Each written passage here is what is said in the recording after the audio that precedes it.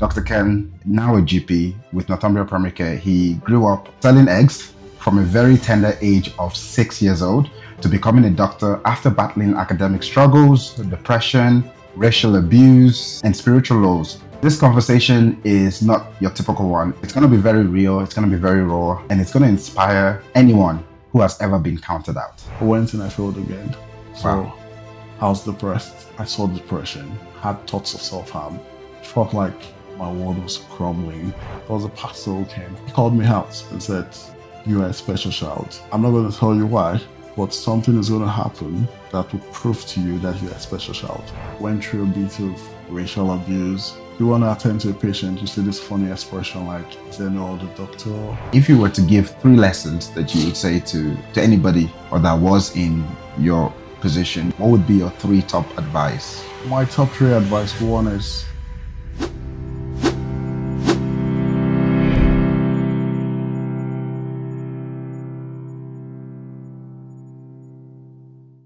Hello everyone and welcome to another Soul episode. So today I have with me Dr. Ken Obire. He is a general practitioner at Northumbria Primary Care and he is from Warri, Delta State in Nigeria. He is someone who redefines what it means to rise from humble beginnings and to persevere through some of life's darkest valleys. Dr. Ken, now a GP with Northumbria Primary Care, he grew up in the bustling and hustling of the volatile city of Warri, Delta State, Nigeria. From selling eggs from a very tender age of 6 years old to becoming a doctor after battling academic struggles, depression, racial abuse, and spiritual lows. His journey is anything but typical. He has lived through poverty, academic sabotage, migration setbacks, and moments when all he had left was prayer and grit. So this conversation is not your typical one. It is about resilience, it's about purpose, it's about injustice, and what happens when you refuse to let your past define your future. So it's going to be very real, it's going to be very raw, and it's going to inspire anyone who has ever been counted out. Dr. Ken, welcome. thank you very much. It really is a pleasure to have you. I think I've known you now for some years, but we've never actually sat down and just talk. That's true. Yeah.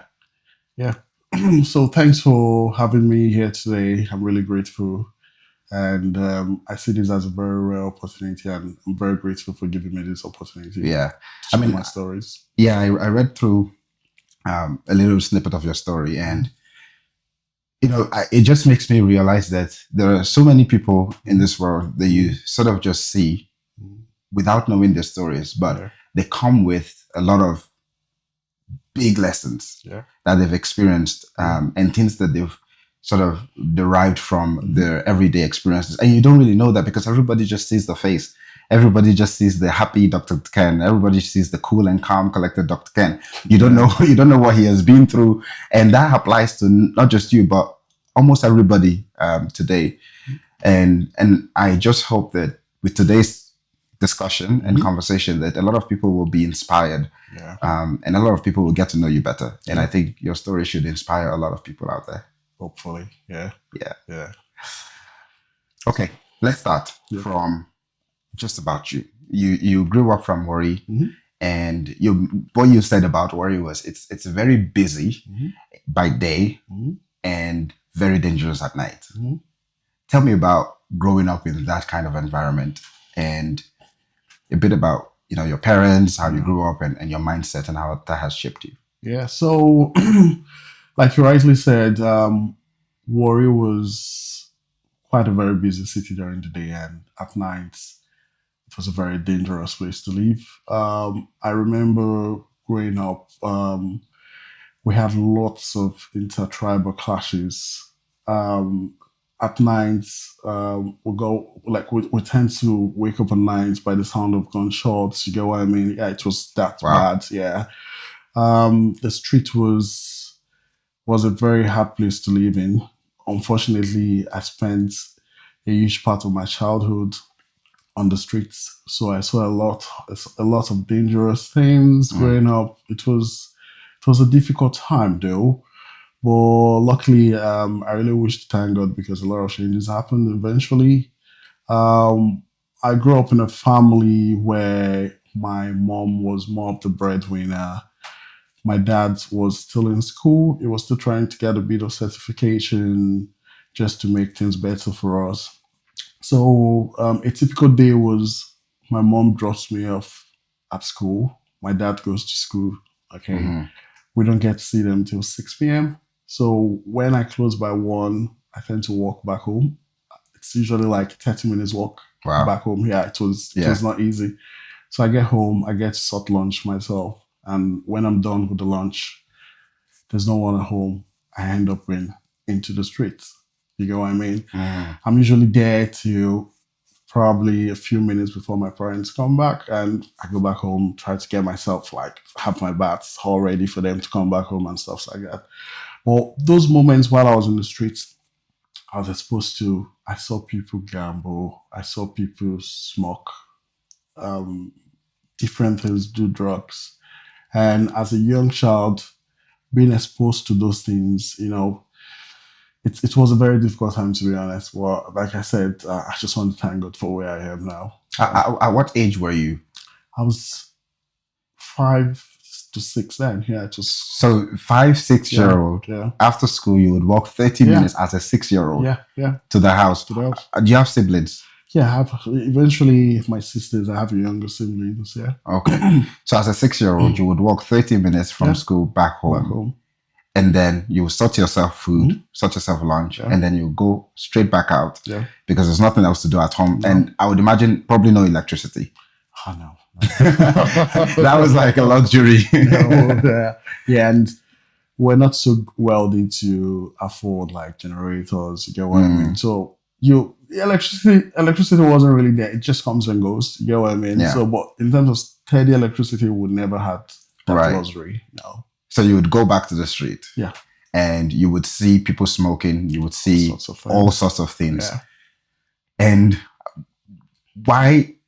What was your interaction with those people? What were you doing when you went back out? So when I go back out, it wasn't like I was smoking with them. Mhm. You know what I mean? I was with other kids of my age group, right? Right. So it was just a street where you meet other kids on the streets. We'll play together. We'll play football. We'll go around trying to create like things like cars with, we just look for things to keep ourselves busy. We had fun. It was fun to us then.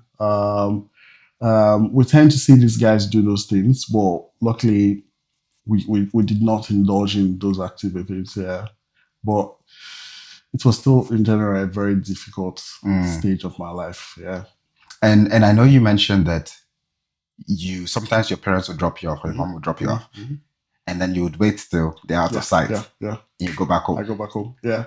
So to be honest, I think I found more fun in the streets, right? Right. So I was not enjoying education. I wasn't keen to learn.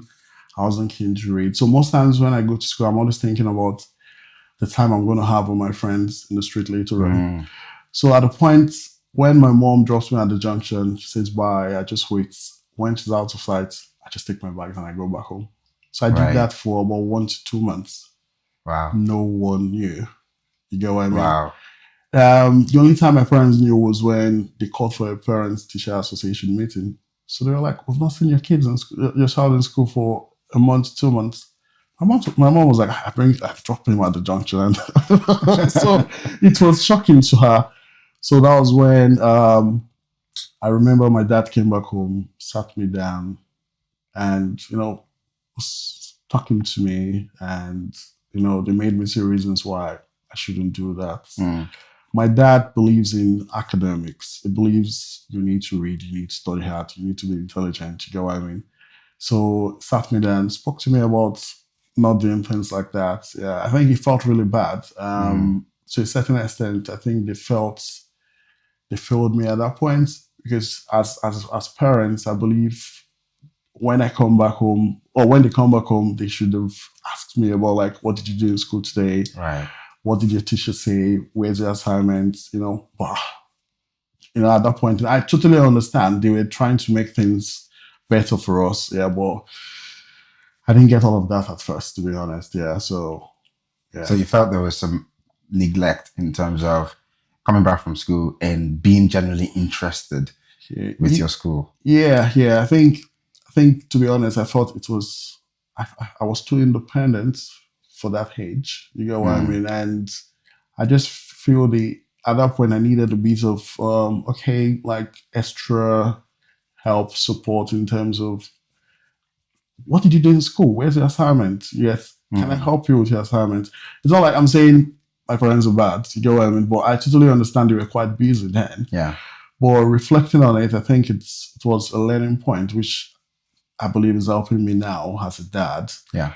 I try to make sure my kids, when they're back from school, what did you do in school today? Can I see your assignment? What did your teacher say? You get what I mean? Yeah. So it was a learning point for me also. Yeah. Yeah, I have a few things to unpack from there. Yeah.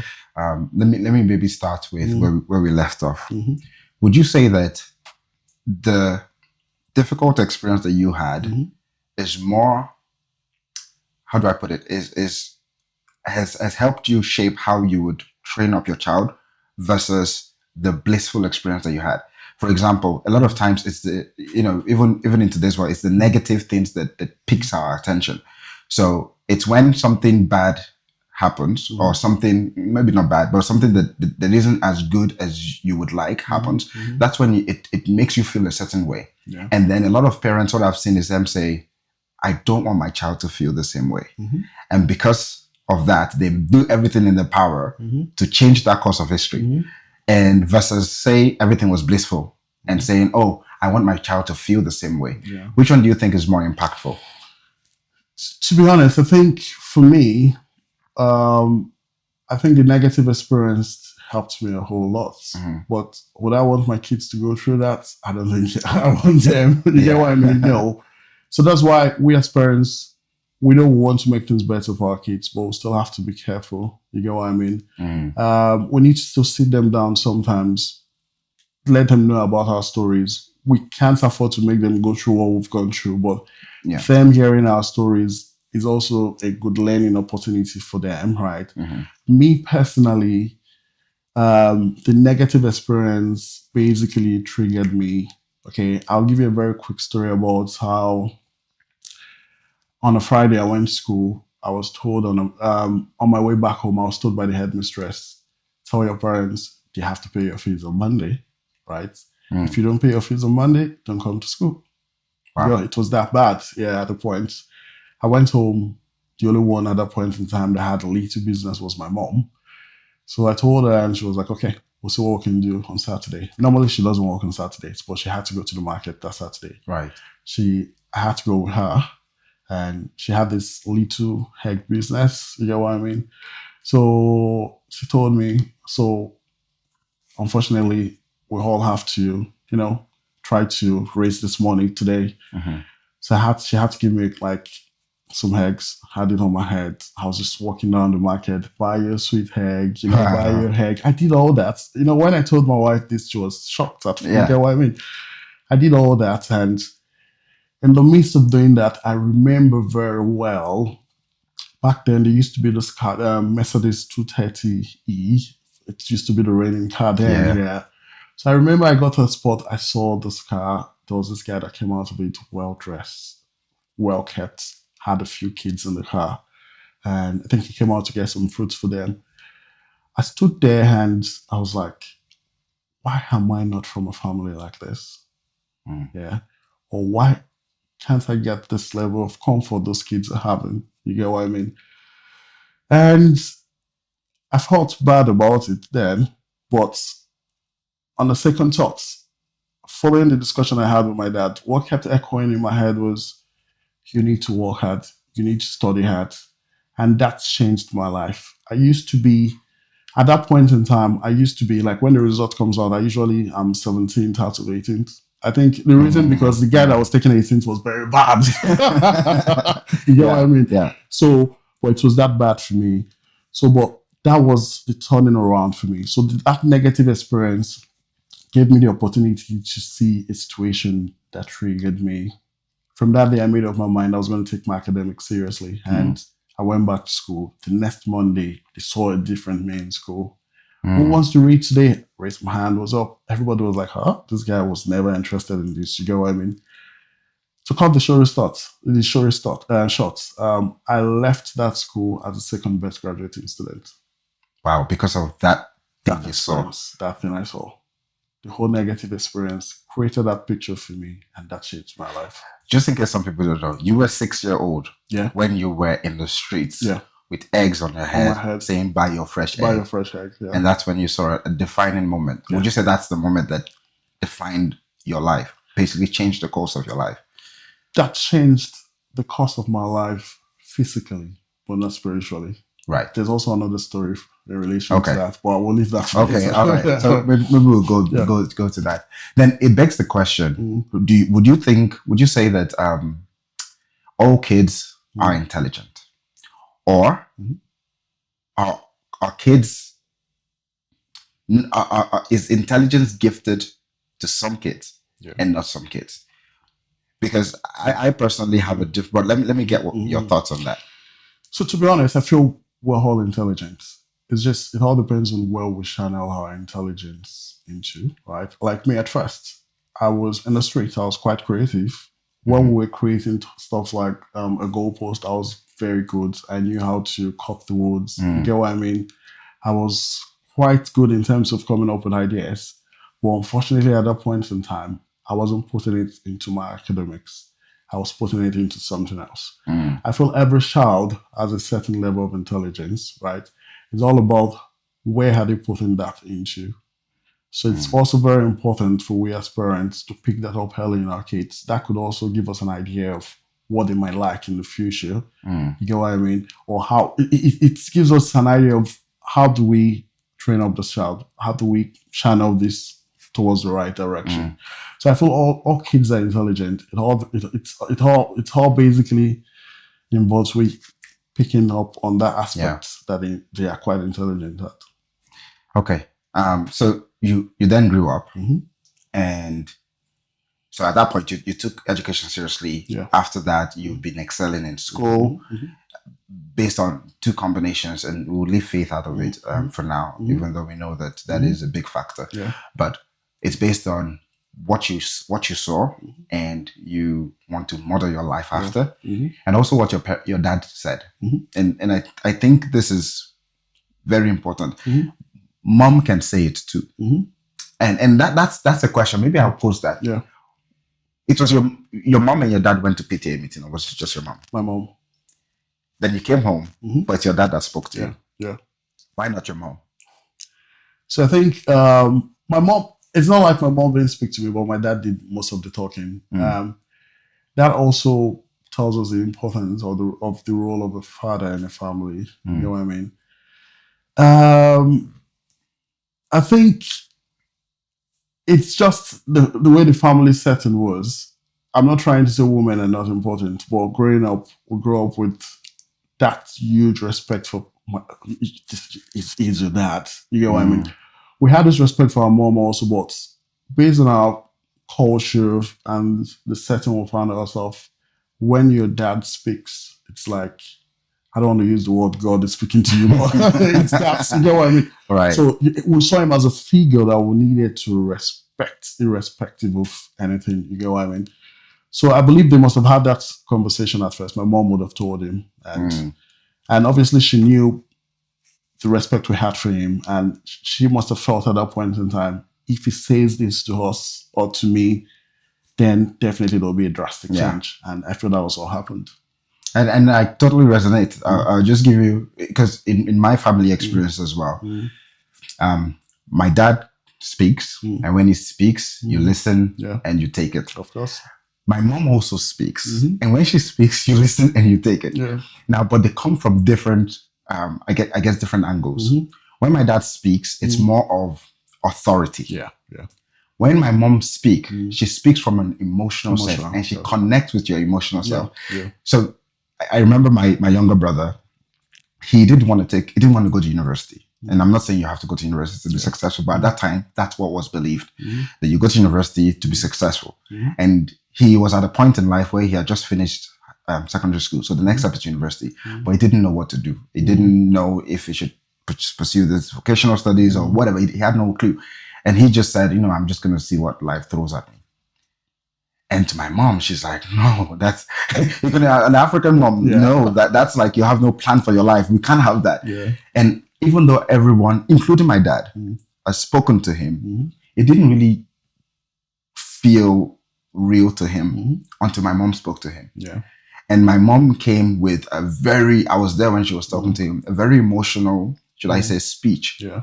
That changed his head and changed his clock. And suddenly he wanted to go to university. Suddenly he wanted to do this. Suddenly he found a purpose in his life. So sometimes it's not, sometimes it's some kids, you meet them emotionally. Yeah. Some kids, you meet them with logic and you meet them with understanding. So that totally resonates with me. Let's now move on to university. Yeah. And in should I say, in medicine school. Yeah. You mentioned about your dean. Yeah.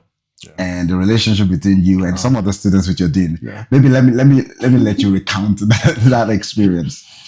Yeah. So in medical school, at that point in time, we had a dean who it was more of, you have to give me this. Yeah. If you give me this, I'm gonna give you that. You get what I mean? Is this back in Nigeria? Yeah, back in Nigeria. Okay. Yeah. So obviously I was like, no, because I was quite good. I was so good that my teachers in secondary school were still like, how are things with uni? They saw me as that pride of the school, like it's representing us out there. You get what I mean? So he had that principle that if you don't do this, you're not going to pass. So me, I was like, no, I know I'm intelligent. I'm going to pass. I wrote the first exam. I failed. Oh. That was a big blow to me because I think after primary school, I never failed. So I knew I was well prepared. I read a lot, like, for that exam. My wife even knows up to now. She tells me, you and book or you and your academics. When it comes to academics, it's something else. So I prepared very well. I failed. So we went in for the receipt.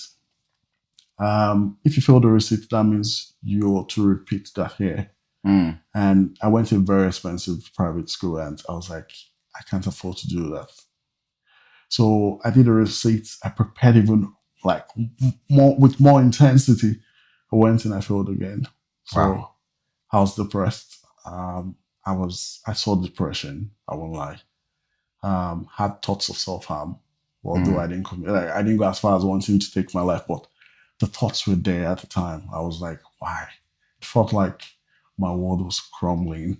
The thought of me repeating the class when I knew I worked hard, I knew if they were to mark that result the right way, I was going to pass. But now I failed. That thought was like killing me, basically. So I felt ill. They had to come pick me from school. I went back home. I stayed away from school for like close to a month.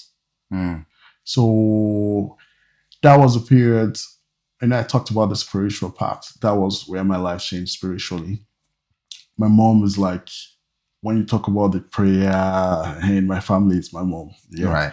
So, usually. Yeah.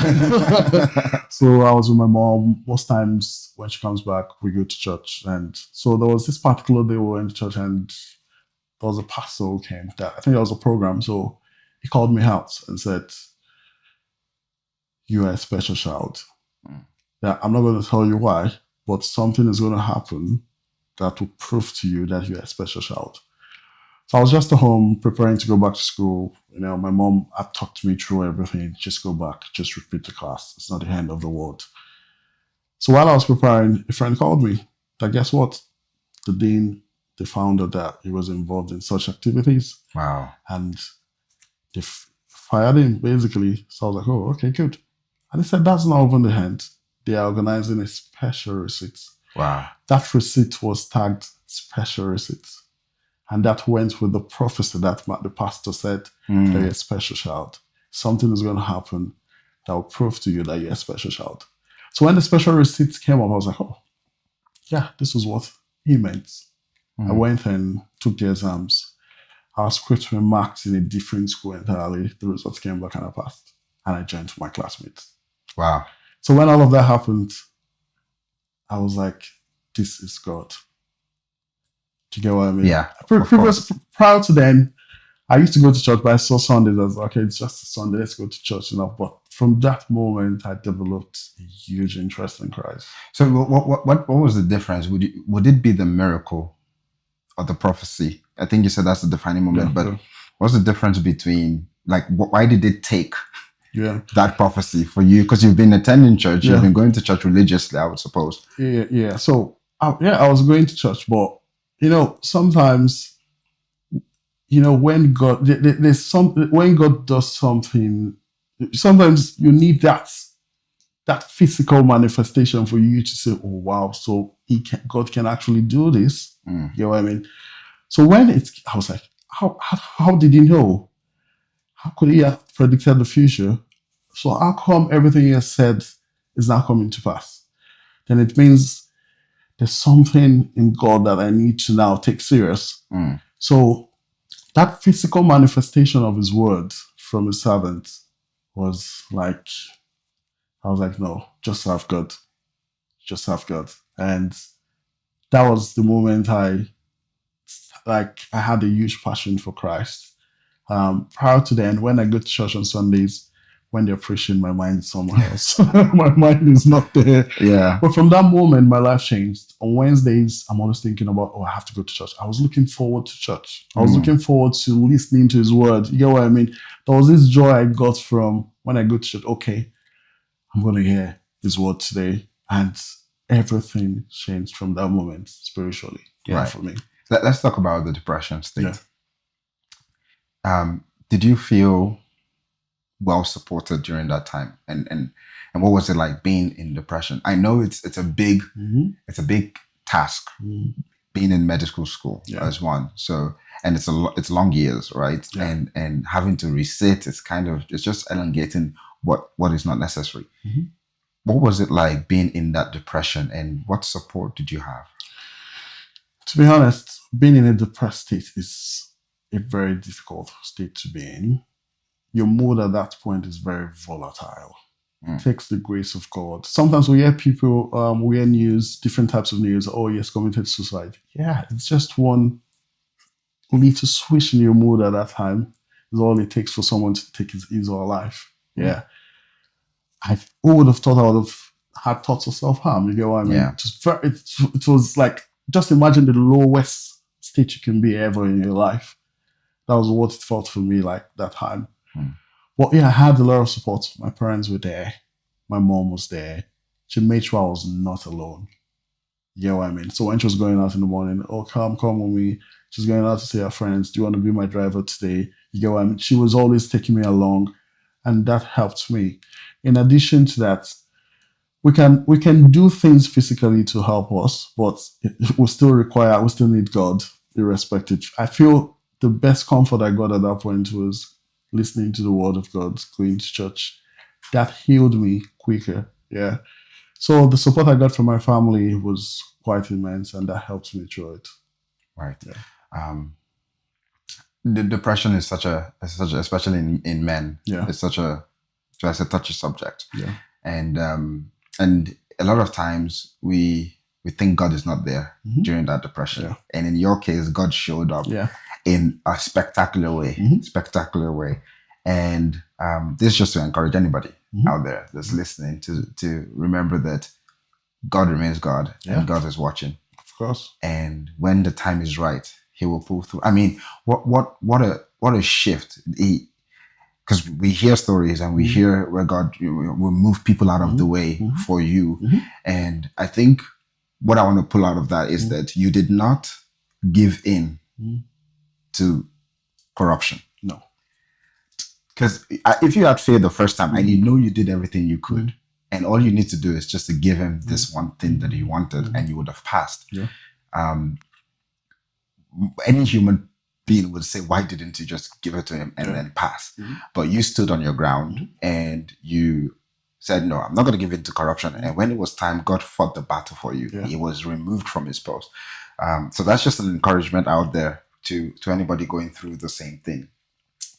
Let's then talk about you training? Did you train in the Yeah, UK or I did. So I did my specialty training in the UK. in the Yeah, UK? yeah. But before then, you lived in the Caribbean. Yeah, I lived in the Caribbean. Yeah. Okay, how did you get there from Nigeria? Yeah, Warri? that was also that was a very nice experience. Also, so I finished medical school, getting into internship, and getting a good job in Nigeria. Like, if you want to work in a federal teaching hospital, it has to be a senatorial appointment. It has to come from a minister. Seriously? Yeah, my house job, I'm not going to lie, for the senator who got me in. Yeah. So I'll just. So no. If you want to work, is it in public sector? In a public federal sector. setting. You need a letter from the Senate. Yeah. So it's more about connections rather than merit. More connection, more than merit. Because when you go for the interview process, you don't even go through your documents. They don't go through your. No one asked me, so can you tell me about you today, or what you're going to bring to the establishment? No. It was, can I see the letter from the Senate or from the member of? And so they don't even need to see the letter, the calls. Oh, wow. Yeah, so a huge amount of stuff you see in federal settings or in federal establishments, you need to know someone. Yeah. But isn't that just dangerous? Because if it's not based on merit and what you can bring to the role and the best person for the role, then it just creates I guess a pool of incapable people working.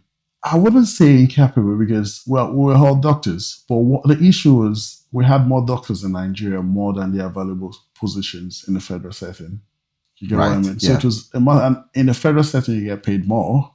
So it was more of who has the highest connection goes in. But we're not all, we're all doctors, but but doctors are different to doctors. There are some very skilled doctors, some very good doctors, and then there's some doctors who barely just pass. And if that's the case for federal job, why isn't it, like, even in your story, how many people would have failed the actual test but bribed the dean and got through?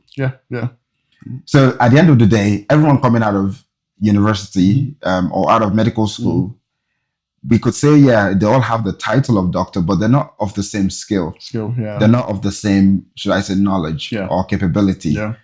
And oftentimes it's those people that have enough money to bribe the dean that are usually connected with. True. So it was, I came out of medical school. I got into my house job. Luckily, I had a friend who was able to help.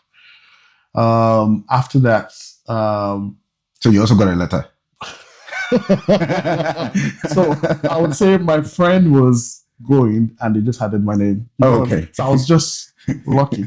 So okay, just put his name, and that was how I got the job. Right. Yeah. So I got through my internship, did my youth service, then the reality of starting my life came in. I had my wife now was there in the picture, and I was working, I was having a bit of money, but it wasn't too good to help me start my life. And I remember there was one of her birthdays, I tried to save for that trip. I tried my best, but issues of life just drained all the funds. So I told her on the phone that I don't think I'll be able to make it for your birthday. And wow, my wife doesn't joke with her birthday. It's like the most important day in our life. Rightly so, right? Because that's the day you came to this world. So I told her I won't be able to make it. I couldn't afford to even pay the transport. I couldn't afford the transport fare to go see her. It was that bad then. So I told her that night. She cried. Yeah, it was a very emotional night. She cried. Then she started singing Christian songs. I was just on the other hand of the phone. I was like, don't tell me this is like the breakup song. You're not ready for that? Yeah, I'm not ready for that. I was like, God, please, you have to do something. You know what I mean? So prior to that, I was quite intense in terms of my Christian life. I was going out for evangelism. I was like on the streets then. But I think I was attending a Winners church then because it was close to my house. And the agenda for that year was double wonder. And they made us understand that seek ye first the kingdom of God and every other thing shall be added unto you. And they were so specific that seeking first the kingdom of God is not all about you just coming to church. It involves you going out to win souls for Christ. That just do this and see what God will do. So I was like, okay, I have not done this before. Let me do it.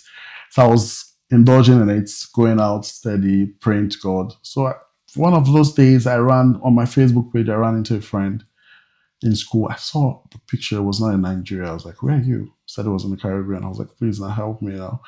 So he was like, okay, just send your CV. I sent my CV to him. And do you know what he did? He said he had like a list of people who were disturbing him. So he had a sure connect in the sense that if I drop these names in this department, they will get it. But if I drop this name in this department, they will most likely not get it. So he sent my name to that department. Where you most likely not get it. Most likely not get it. He eventually told me. That he was like, okay, this is my real guy. Let me put him here. Let him come first. So after that night, we went to bed. I woke up in the morning and I was like, oh God, why am I awake? Being awake was depressing. Yeah, the most comforting phase for me that period was when I was asleep. Because that took me away from the worries of this world. So I woke up that morning and I was like, what am I going to do now? What does today have to offer? It was around 7:25 or thereabouts. I won't forget the day, June 6th, 2016. I can't forget that day. I reached out to my phone, opened my email, and lo and behold, I got a mail saying, on behalf of the Office of the Dean, we're offering you this job. Do reply to us if you're interested, and we'll forward the email to the secretaries and you get your contract. I got that job without an interview. Wow. Yeah. So in the department where it's most likely you wouldn't get it. Especially as a Nigerian. Especially as a Nigerian. Yeah. And that was the department that gave you a job offer without an interview. Yeah. See God. I swear. We're just two Nigerians in that department. We had the other guy that was working there when I went in, he was like, how did you do it? That he has been submitting names of his friends, but they've refused to take them. So I was like, I was telling my friend, how did you do it? My friend was even like, I don't know, I just get what I mean. Yeah. So for me, I knew, I was like, this is actually God.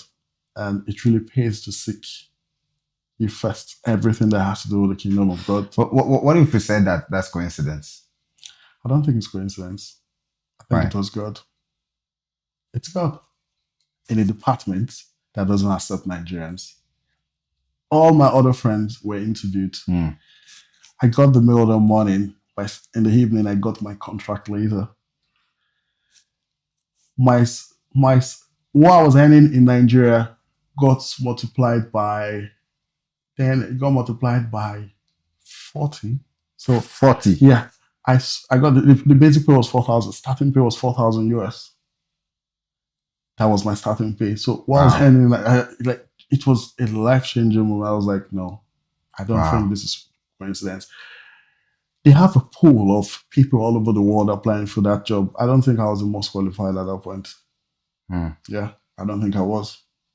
To be honest, out of that pool, I don't think I'm international pool from everywhere. I don't think I was competing with India. Yeah, India.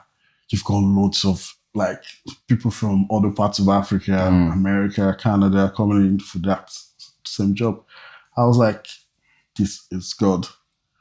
I woke up, saw the mail, I screamed and I mistakenly deleted it. So I had to go to the cycle bin. I sent it back to my inbox. And I called my wife and she was screaming And this was the night after you told her that you couldn't make it, and then she cried. Yeah, and she cried and we praised God that night. She was just singing and from the breakup song to marriage song. Wow.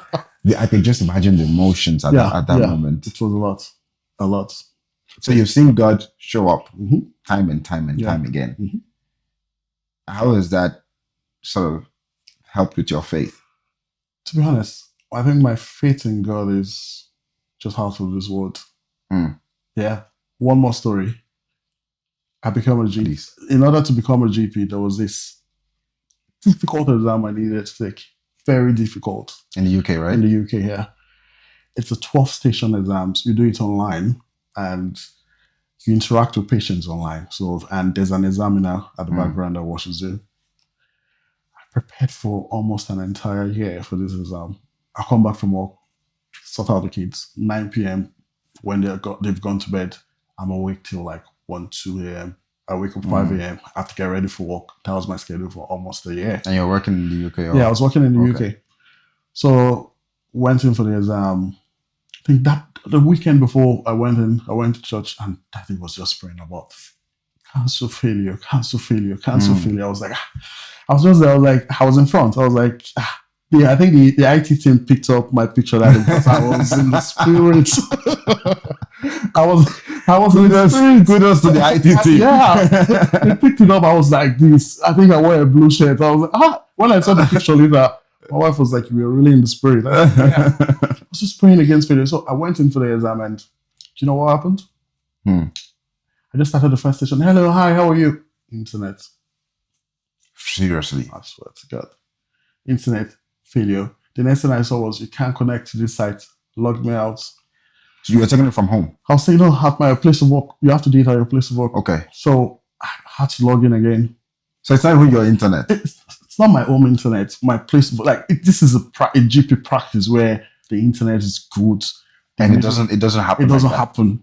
On that day, internet issues. 6 out of the 12 stations had internet issues. Wow. During the exam, there was a point during the break, my head was just down. So one of the examiners came in and said, "Are you okay? Do you sure you want to continue this exam?" I said, "I will continue." That was because I believed in God. So that's why sometimes I think those previous experiences built my faith. You get what I mean? So I was like, 6 more stations. Let's do it. I continued with the exam. To cut the story short, the result came out. The pass mark was 78. Do you know what I scored? 78. Wow. Yeah. Pass mark 78. With 6 stations, internet issue. Yeah.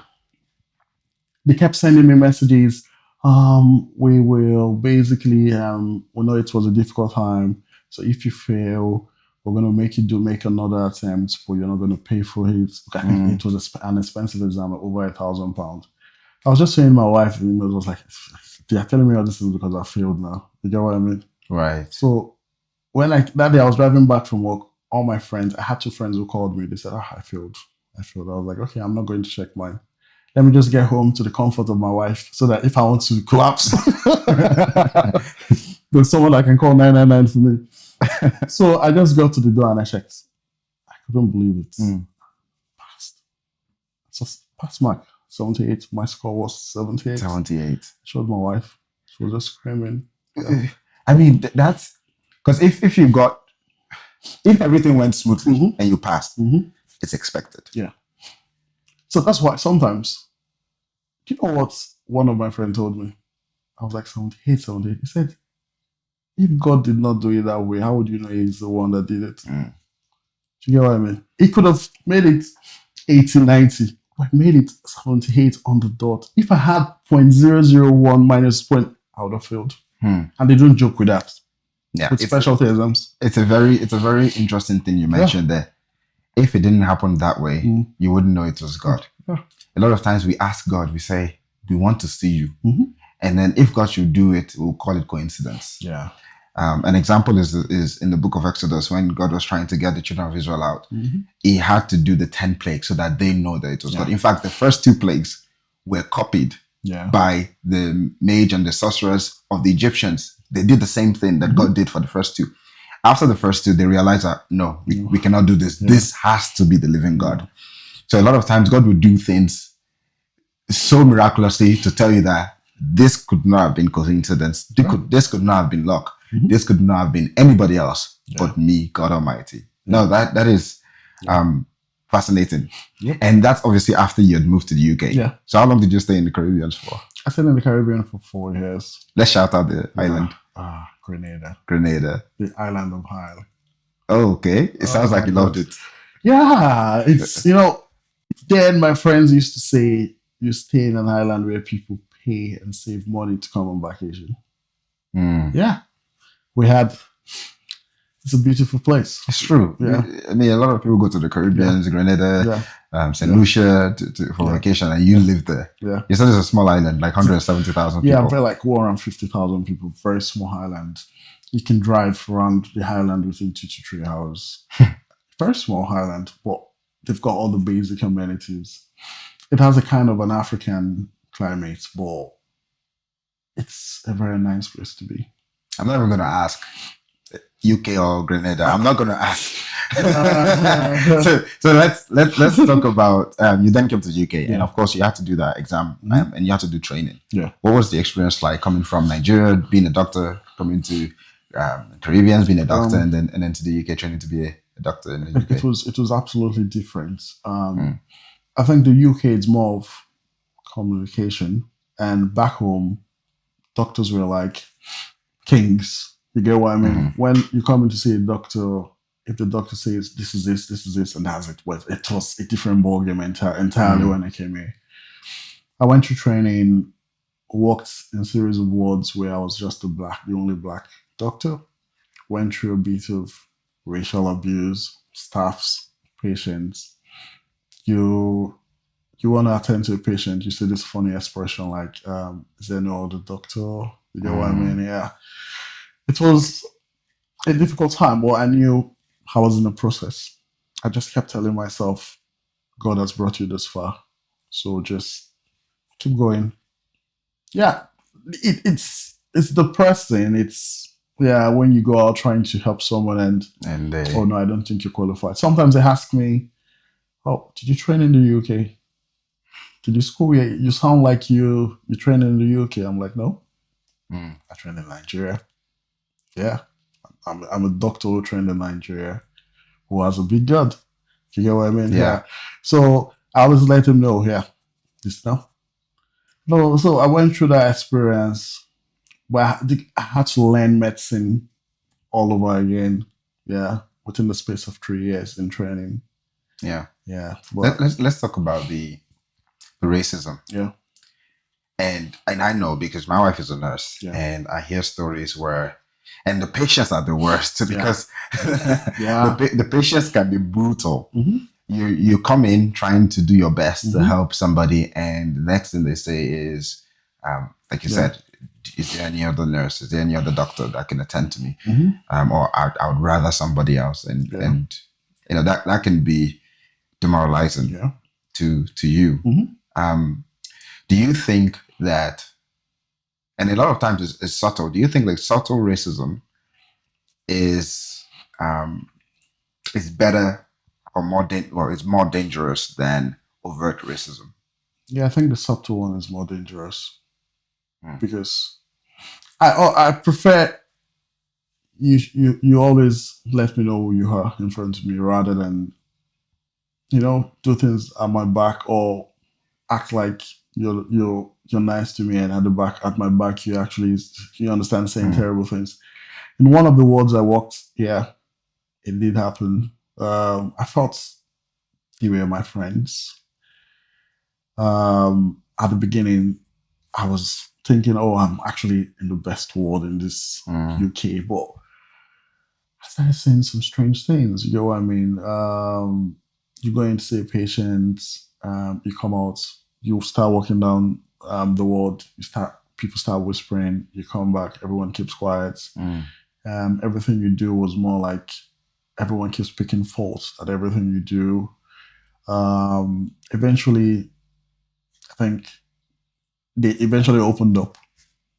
They couldn't hold it anymore. You get what I mean? And said a few things. Like what? What was said? You should count yourself lucky. You're here. You're the only black guy here. We usually don't have black doctors in here. And these are doctors? Nurses. And nurses. Yeah. Other healthcare professionals. It was like, when I was on call, I walk in all the wards. When I told them, this is the ward I'm based, everyone kept saying, especially from black nurses, like, how are you coping in there? To get, wow, I can't survive in that world. So I was going to work, and most times I go to work and I just kept to myself a whole day for 6 months. I'll go to work, see my patients, do my job, but the relationship with all the staffs was not like, even when you're talking to them, they kind of like you're talking to someone and they're walking away. Absolute no respect or respect for regard whatever you're saying. just because of your skin color. Yeah. It was a difficult one. And as a doctor, ideally, you're the head of the team. But healthcare professionals who were not at the same level with me had absolute no respect for my role just because of my skin. Yeah. I stayed in the world for 6 months and I left. Yeah. So do you think it's usually you had to work a lot harder than your counterparts just because of... Yeah. I had to work harder. I had to spend more time at work. I was scared to make mistakes because I knew any little mistake I make will come from my neck. You get? So I tried to be a perfect person for that 6 months. I couldn't have done it by my power. I think God guided me through it also. Because there's no way I wouldn't have made one mistake in the space of 6 months. But yeah, it was just God also. Yeah. Difficult times, yeah. You know, it has been, should I say, eye-opening. Yeah. A lot of your stories, and some of them, a lot of them I resonate with. When you look at your daughter, you have one daughter, right? Yeah. I know more is coming. Yeah. Yeah. What? Just 1, 2, 3, 10? 10. No, not 10. Not 10 anyway. When you look at your daughter and your family, what drives you? So I see a girl who has a bright future.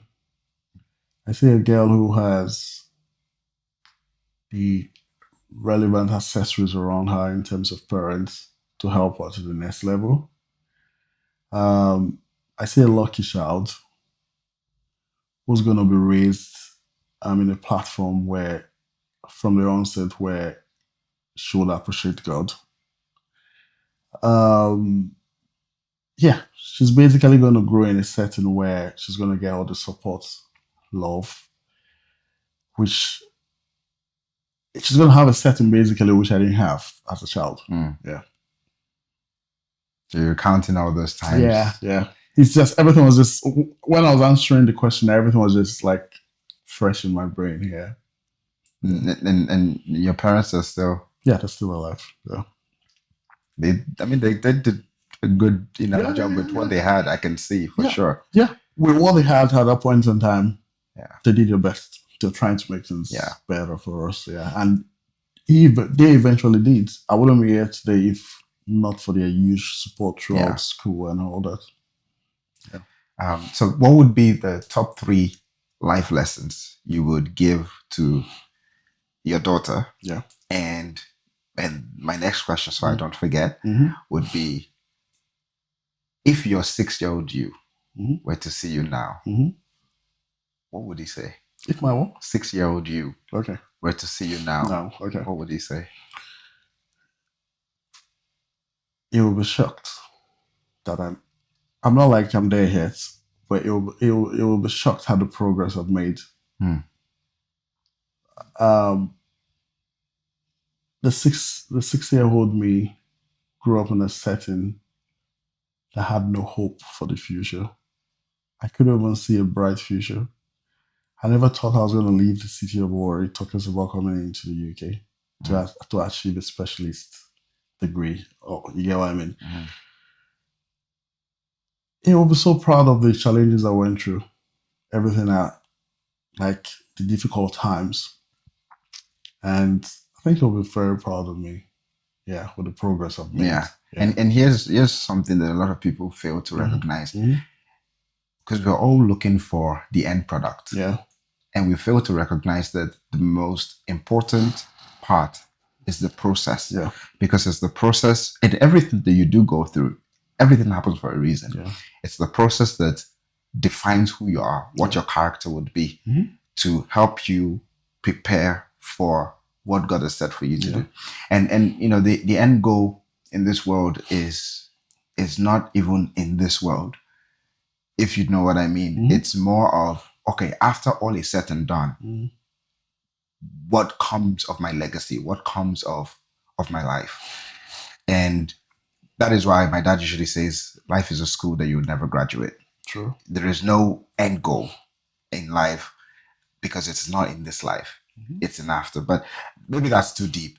Then if you were to give three lessons that you would say to anybody that is or that was in your position in terms of depression, fighting against corruption, fighting against racism, and also being a father and a husband, because you had to be strong for them. Yeah. What would be your three top advice for them? So my top three advice, one is believe in God. Irrespective of wherever you find yourself, you have to believe in God. Secondly, you must work hard. Yeah, God is going to help you, but you still need to work hard. Yeah. Then the third one would be have a good support system. Could be in the form of friends, family. Because like I mentioned, the road is not going to be rosy. You need that support. God is going to be there spiritually for you, but you need that physical support too. So if you've got God, if you're working hard, if you've got that support that is there to shield you when tough times come, I think you're good to go. Yeah. And I'm a strong believer that so the first thing you said is believe in God. Yeah. And if God is there for you, he would usually bring the people that would support you. In your case, the pastor calling you out and talking to you, your friend that was in the Caribbean. It would bring people, and the stories in the Bible, for example, Moses and the people that are meant to work in the priesthood when he was setting up in the book of Exodus, when they were setting up the temple and how Israel will run and all of that. He had already made the people prepare. He said, look, I already have these people like her, for example, ready for you. Just give them these assignments. So a lot of times when you put God first, he would have even the humans, the people with the connection you need to make, it would have them ready for you. So that by the time you're ready, these people will just come one after the other, or maybe at once.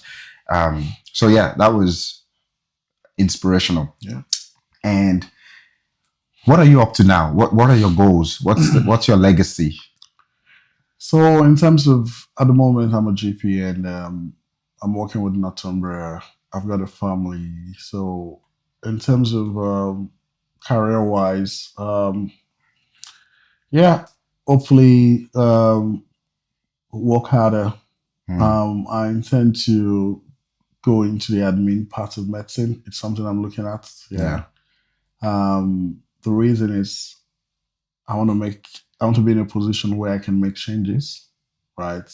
Hopefully help the next set of doctors in training to make sure they don't go through the kind of situations I went through. I think at that moment, if probably I had someone, a mentor I could look onto medically, that would have helped. So going into the admin part, managerial part, see how I can get to positions where I can make life easy for doctors coming into training. I have a huge interest in improving the health sector back home also. Yeah, that's something down the line. See how probably come up with an NGO to offer free health sessions to people who actually need them back home. That's something I have at the back of my mind. Hopefully plan to become a better dad, spend more time with family, create more time for my kids, and improve my love for Christ. Try to develop myself, pray to him to keep me going. We need the grace. With what's going on in the world at the moment here. So those are the things I look forward to. Yeah. Well, it's been a pleasure speaking to you and hearing your story. Yeah. And I hope that a lot of people are able to take some of these stories and some of these lessons and find some comfort and find some inspiration in them. It's been amazing having you. Thank you so much. And his life story basically reminds us that life would push you to the edge, but not necessarily over the edge. And a lot of time is to open something within us that we probably didn't even know that we had. I hope you enjoyed that session. God bless. Thank you so much. Thank you.